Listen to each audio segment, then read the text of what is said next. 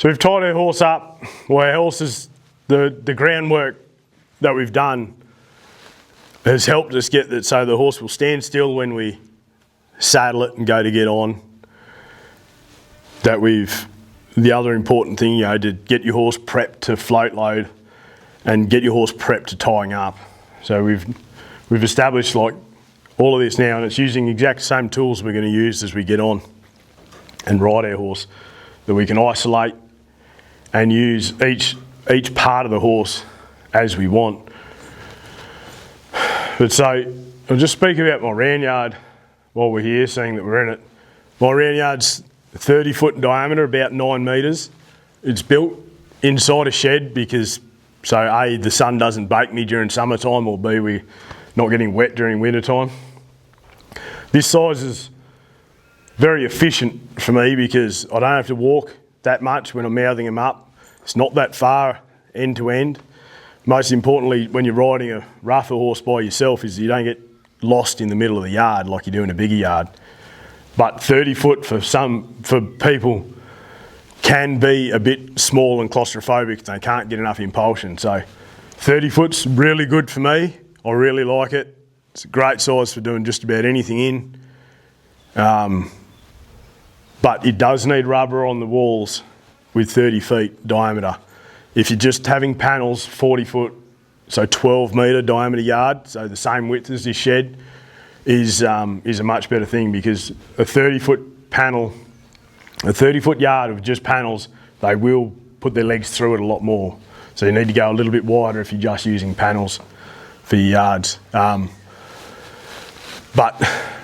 yeah, this is pretty cheap to make. It's just rubber, one rail and white gum posts that I cut out of the bush, and a panel that I flipped upside down and made into a gate. So, and once you've got a round yard, it's free to use from then on in. Like, it's not like you have to pay a toll every time you come in here. So we've cleaned up for this, but normally, like, I've got our saddles live on the rail here. Different saddles live on the rail for their different jobs, and we've got different bridles. We've got a set of chain hobbles there. Generally my back leg strap, a catch rope, knee hobbles, stock whip, mouthing roller, just anything that I need is just sitting here ready to use. Like Neil McDonald of Muster Dogs was doing his schools. He's like, if you can make it fingertippy and take away any sort of resistance to using it, take away any sort of cost to actually have to like go out of the yard, even go to the sea container, which is a whole 10-foot walk, means that you'll use it less and maybe not use it when you need it. So just have your gear, have what gear you need on the rail. My racket's hanging up there with a ball in it.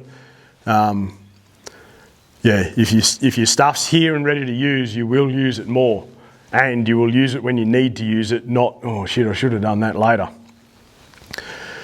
But yeah, so, and the benefit of having the round yard in the shed is that this is where the horses are tied up to be saddled up if we're working multiple horses and when they're starting to get broke, or this is where the saddles are, so this is where we bring the horses. So we don't ever have to deal with bad behaviour. We're already in the yard where we can deal with it. So we'll go through saddling up now, but then we're going to get on to how I use the round yard. Okay.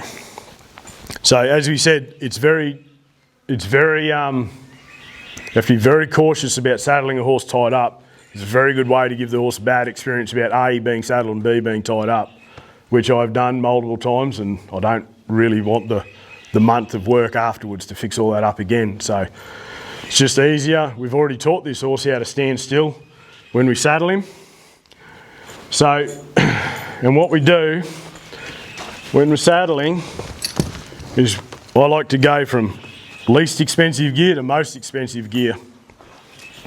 There's other reasons for that as well. So we bridle first. Now we bridle first because if your horse is girthy and wants to buck, wants to play up, wants to do anything, is touchy, you've already got the bridle on. You don't have to now deal with a touchy twitchy horse about being saddled up, being girthed up, trying to put a bridle on, dropping the halter off. So putting a bridle on, I'm just going to go through this because I see people all the time that want to lose their teeth about how they put a bridle on. Same thing, cover their eye, cover the horse's eye, see how I'm standing, that I can only get run into in my back, cover the horse's eye, right, so to make friends with him. And then over the top, hold that there, then it's the bit in, bit's in, and this is the most important part, hand to the nose. Because if anything happens, he can just strong arm you out of the way. He doesn't bash you in the face with his head. Close ear first. Off ear. All with this hand still on the nose. And see where my other hands end up? So that if he's touchy about his ears, if you've banged him in the teeth, he throws his head, well, he leaves me. But if he throws his head towards me, I get pushed out of the way. Very, very important. So I'll just go through that again, and then might as well do taking it off while I'm here. Taking it off, same thing. Hand on the nose, over his ears, and then down and out to there. So make friends with him, hand over the top, bridle to there, hand on the nose, or hand to put the bit in.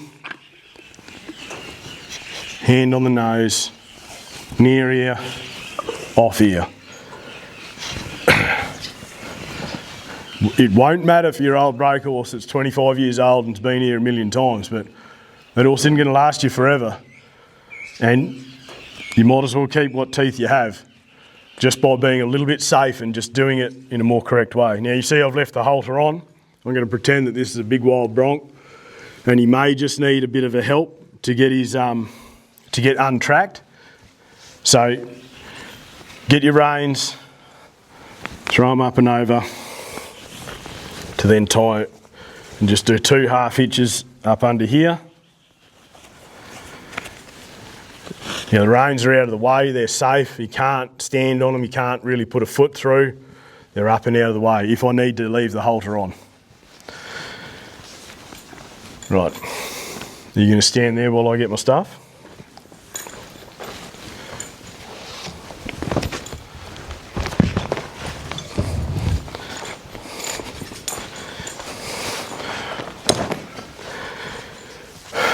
The saddle cloth, the more you treat your horse like, if it's a green horse, the more you treat it like a broke horse, the better he'll become.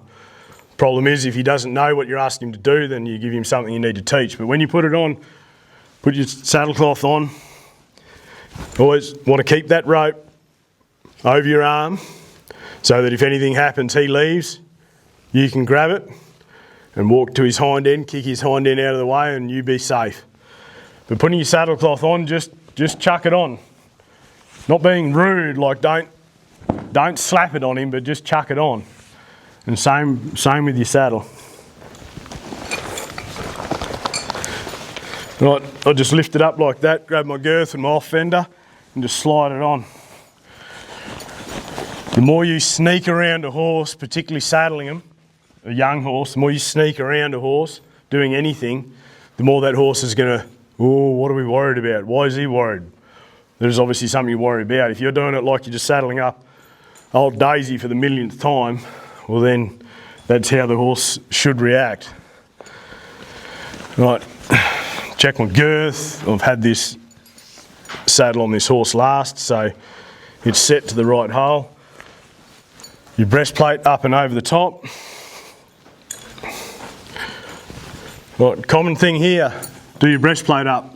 No, don't tie your saddle to your horse until the girth is. Right, breaking the strap there. Right, see how I've got this rope in the crook of my arm, always ready to go, so that if he goes, the first thing I do is to catch it and pull his head towards me as I step to his hindquarters to bump them up out of the way. So he's not going to launch forward where he can kick me. Right, and getting your girth. So I'm going to just push him over here a little bit to hopefully make so you can see it a little bit better. Hand up here, but then this arm, I'm going to run it all the way down backwards underneath the horse, so I'm touching him all the way where the girth's going to go till I can grab the girth. And you see where my feet are facing here? If he goes, I'm only going to get kicked in the arse or in the back, not in my front. Then as I grab that girth, I'm going to like roll it up him all the way there so it's touching him. I don't want to get that girth and like slap him in the guts with it. I want to reach down under here and roll it all the way up him. Then I can reach back down, obviously still with the, doesn't matter if it's the rein or it's the halter, and feed me ladder go through.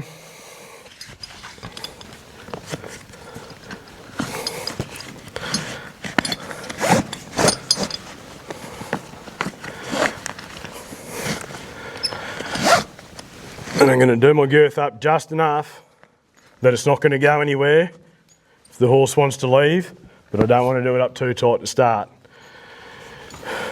Now, the saddle is now tied on with the strongest part. I can then put my breastplate on, and I like this style of breastplate the best because I'm not having to get underneath here to do a clip or something like that. Doesn't matter if you do have like a Stockman's wire breastplate, put a clip on it so that you don't have to run the bottom part here through your girth. You can just clip it onto your girth.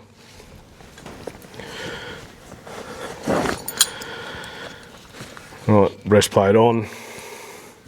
But very, very important, very good, easy way to get your, $5,000–6,000 now saddle wrecked is to do your breastplate up first. Horse panics or horse takes off, falls underneath it, it's tied to the horse by the breastplate, he kicks the shit out of your saddle. Like, not good for anyone. Right.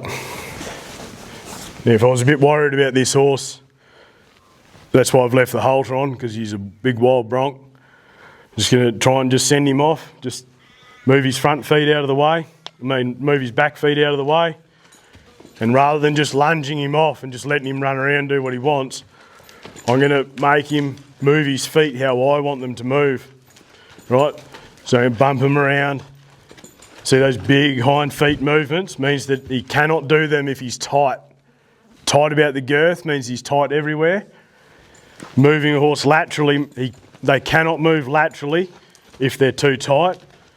Well, that's pretty good. I can drift the front feet away, so now I'm going to change directions. Push those front feet away. He's like, why are you doing this to me? For demonstrations, mate. Right. Front feet away. Right, cool. It seems that getting the front feet to move, the front feet have to move for them to feel the girth. Right, so. Now obviously if he was a bit tight, I wouldn't be so close, it'd be more like out there. And then I could like just bump his front feet out of the way.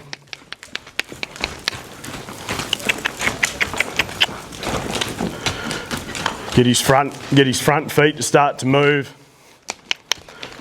And just keep doing it until you can control the feet how you want, till you find acceptable.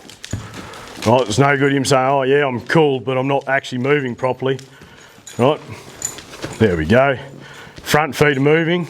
This horse is probably pretty loose and ready to go.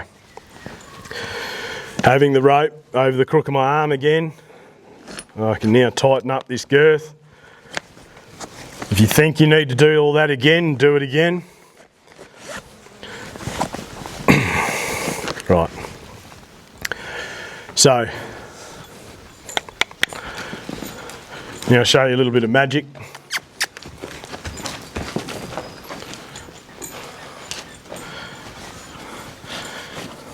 You're like, but you've got the halter on underneath the bridle. How are you going to get that off? Magic trick. Reins now in my arm, because that's what I want. You just run the nose like this cross piece of your halter, put it in his mouth, and just wrap it around the bit.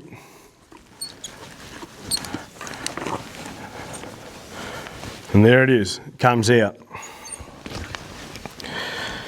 So, just a neat trick, just to save you, you know, you want to have a bit more confidence, you want 10 or 12 foot of rope rather than, you know, 5 or 6 foot of rein to get them prepared and organised. It's just a neat trick of being able to how to get that done. Don't recommend riding with a halter underneath your bridle unless you want to look like a pig farmer. Right, now the next thing, to just keep checking my horse out. Like, so we've done nothing with the bridle in his mouth now. So what we're going to give him now is the 3 circles of death. That's just a translation from Spanish. I don't know what it is in Spanish, but it sounds pretty cool. And it's probably because you're going to send the hind feet right past you. So all it is you just get your offside rein, your offside split rein. And this is why split reins are so much better, and there's another reason in a second. Split reins are so much better for riding young horses in. Your offside split rein, run it past your cantle and just give him a pull. Right, so the horse has to think his way out of a little bit of a bind here, that he has to give his face and move his feet. We've already prepped him, he's already halter broke, he already knows how to float, load and tie up, so this shouldn't be that big of an issue of it. Hopefully someone's also mouthed your horse correctly when they're breaking it in, but just as a check, right, we can just pull that rein, he has to give his face, move his feet. We're not trying to get him to do any sort of turn here. All it is just a check. Can I get this horse's feet to move from the bridle? The 3 circles of death, lovely. And see how he's doing less and less each time? That means it's time to move on. Just because it's the 3 circles, if you think you need to do 4 or 5, we'll go for it. But just a really great way that costs next to nothing, especially if you're riding a strange horse. You just give yourself a little bit of prep work. Well, there's a fair chance that when I pull on this horse's rein, its head gives and his feet move in some direction. Right. There it is. And then one more, because I said 3. Right. But just a really good way of just checking and prepping the horse that he's actually right. Rightio. Now the irresistible aid that we've started doing, we started it on the ground. We started on the ground, so it's inside rein, inside leg. But we're just going to give him another little test here about whether that works as well. So just bump, bump, bump, hind feet move. And again, bump, bump, bump. Right, so there's a good chance that when I do pull on this horse's face, something's going to happen when I get on and ride him. Rightio. Now, getting on this horse here out in the open, horse can only ever go 4 ways, forwards, backwards, left and right, or away from you and towards you. When I get on a horse, I want to try and take at least some of that away, so I'm going to get on. I like getting on with the horse facing the rail. Right, maybe one more step, mate. So that as I get on, I've at least taken away one part of where he can go. And with the irresistible aid training, we're starting to get so that the mouth, either through the halter or the bridle, is starting to get connected to the feet. So when we pull on the face, that their feet start to move. So it'd be silly now to try and get this horse to bend and ask to stand here bent because, well look, his feet start moving because that's what we've been training him to do. Training him to connect his mouth to his feet. So when we push him up to the rail, that's the other reason, because I don't want to bend his head. when I get on, because I've been connecting his mouth to his feet, that he can't go forward here. So if you're out in the middle of the bush and you need to get on your horse, well, bend his head around if you need to. But in a yard, in a safe environment, we don't want to ask him to do stuff that we've just trained him to. We don't want to get him to do something that we haven't been training him to do. And when we get on, it's from the shoulder, hand up here with your reins in my hand. When I run, and when I've got my reins in my hand, I've primarily got hold of my left rein, because obviously that's the side closest to me, but I've got both. I'll show you why in a minute. Then as I get on, I want to be here at the horse's shoulder, and then put my hand across to the other side, never to the cantle. If you hold on to the cantle, as you get up, you then have to let go. So up onto the knee pads, the offside knee pad, and then I'm holding that all the way through as I get on. Right, now why I've got my left rein in my hand primarily as I get on, is that as I get on and I swing up and this horse goes to go, well, as I step down and kick his hindquarters away from me, I've already got that rein in my hand. So I'll just do that, and then then we might have to groundwork him, prep him up so to get on again.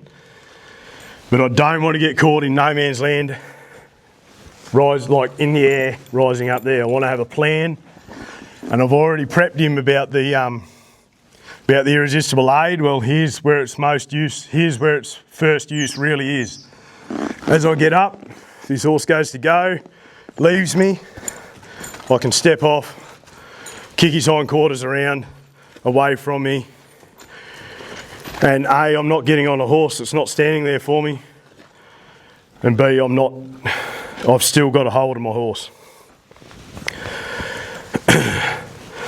So yeah, as you get on, just swing up and then try and just sit nice and softly in the saddle. You don't want to step up and like, you're just giving your horse an invitation to move or do something. You want him just to stand here.